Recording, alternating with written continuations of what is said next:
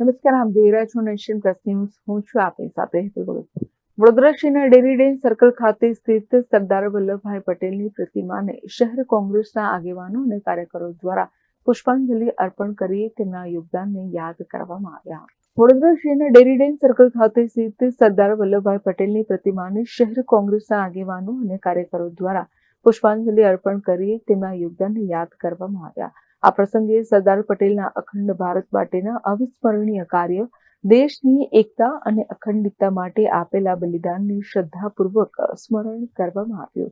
કાર્યક્રમ દરમિયાન કોંગ્રેસના આગેવાનોએ ફાયર વિભાગની મદદ લઈ સરદાર પટેલની પ્રતિમાને પુષ્પાંજલિ અર્પણ કરી વડોદરા શહેર કોંગ્રેસ દ્વારા યોગ્ય વ્યવસ્થા ન કરતા વિપક્ષી નેતાને ફાયર વિભાગને બોલાવીને પુષ્પાંજલિ અર્પણ કરવાનો વારો આવ્યો. કોંગ્રેસના આગેવાનોએ જણાવ્યું કે સરદાર વલ્લભભાઈ પટેલે દેશની રજવાડાઓને એકત્ર કરીને ભારતને મજબૂત અને એકતાબદ્ધ રાષ્ટ્ર બનાવવામાં મહત્વપૂર્ણ ભૂમિકા ભજવી હતી. તેમની દેશભક્તિ, દ્રઢ સંકલ્પ અને અડગ નેતૃત્વ આજની પેઢી માટે પ્રેરણાસ્ત્રોત છે. સાથે વડોદરા મહાનગરપાલિકા પર પણ અનેક સવાલો ઉઠાવ્યા હતા. સ્વચ્છતા પ્રતિમાની યોગ્ય જાળવણીને લઈ પાલિકા પર પ્રહાર કર્યા હતા. આજે લોહ પુરુષ, લોખંડી પુરુષ, મક્કા મિરાદાવાળો, 600 રજવાડાને ભેગા કરનાર, અખંડ ભારત બનાવનાર આ વ્યક્તિત્વની આજે પુણ્યતિથિ છે. અને પુણ્યતિથિની અંદર જ્યારે દેશ આઝાદ થયો ત્યારે દેશની અંદર કોમી રમખાણ ફાટી નીકળેલા. અહીંયાથી જે લોકો પાકિસ્તાન જાય ત્યાં બી લોહિયાળ મરણ થતા હતા અને ત્યાંથી આવે એવી મરેલી ગાડીઓમાં લાશ લટકતી આવતી હતી.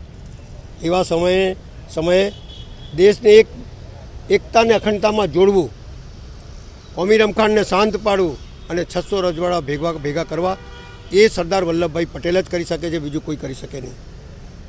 સવાલ એ છે કે ગાંધીજીના નેતૃત્વમાં એમણે ઘણા આંદોલન કર્યા, ચાહે મીઠાનું આંદોલન હોય ત્યાંથી સરદારનું બીડું મળ્યું, ચાહે આ નડિયાદની અંદર આંદોલન હોય કર બાબતનું ખેડૂતોનું, એ તમામ આંદોલન કર્યા. પણ સૌથી મોટી વાત એ છે કે આ સત્તા પર બેઠેલા લોકો જ્યારે સરદાર વલ્લભભાઈ પટેલની અંદર આખા દેશની અંદર કરોડો રૂપિયા ખર્ચો કરીને જન્મજયંતિ મનાવતી હોય ત્યારે આટલા મોટા વિભૂતિની પુણ્યતિથિ કેમ નથી મનાવતા? એક પ્રશ્ન ઊભો થાય છે. આ જગા પર તમે ગંદકી જોઈ શકો છો. આ જગા પર ચડવાની સીડી નથી, પ્રતિમાને સાફ કરી નથી. આ કેવો વહીવટ છે? સવાલ ઉત્પન્ન થાય છે. આ સરદાર વલ્લભભાઈ પટેલ એક ધોતીને એક જબ્બો અને એક સાધારણ જીવન જીવી ગયા અને એક પ્રેરણા આપી ગયા કે સાચી લડાઈ માટે કોઈ મોટી જાહેરાતોની જરૂર નથી. કોઈ જગ્યાએ એમના જ્યારે હોમ મિનિસ્ટર હતા કોઈ જગ્યાએ બેનરો જોયા? અત્યારે તો નાની વસ્તુઓ પર લોકો ફોટા પડાવે છે અને બેનરો લગાડે છે. બેનર લગાડવાથી કંઈ નથી થતું. દેશમાં લોકોને અંદર સુખી અને શાંતિની જીવન જીવવું હોય તો એમના માટે પરિશ્રમ કરવું પડે, લડવું પડે. અને એ સરદાર વલ્લભભાઈ પટેલમાંથી શીખવા જેવું છે.